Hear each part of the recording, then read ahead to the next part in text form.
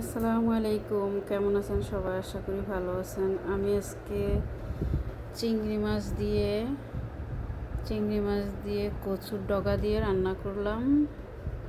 আমার এক ছোটো বোন খাইতে চাইছে, তাই আমি বড় বোন হিসাবে কি আবদারটা না রাখতে পারি, তাই এই যে রান্না করলাম চিংড়ি মাছ দিয়ে কচু তরকারি। সেই সাথে আমার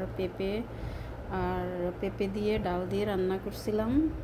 ওই পেঁপে ডাল আর চিংড়ি মাছ দিয়ে কচু তরকারি। আমার বোনেরা আসতে বলছিলাম, ও আসে নাই, ওর জন্য পাঠাই দেব। এখন আর কিছু করার নেই। আর আমার এই যে মিনি পাতিলার মধ্যে ভাত রান্না করছিলাম, গতকালকের ভাত, এই যে খাইছি অর্ধেক আর অর্ধেক রয়েছে। এখন খাবো, গরম করে আনছি গতকালকের ভাত, এখন খাবো। তো আপনারা ভালো থাকবেন সবাই, আশা করি আমার মতো এভাবে রান্না করে আপনারাও খাবেন। আল্লাহ হাফেজ।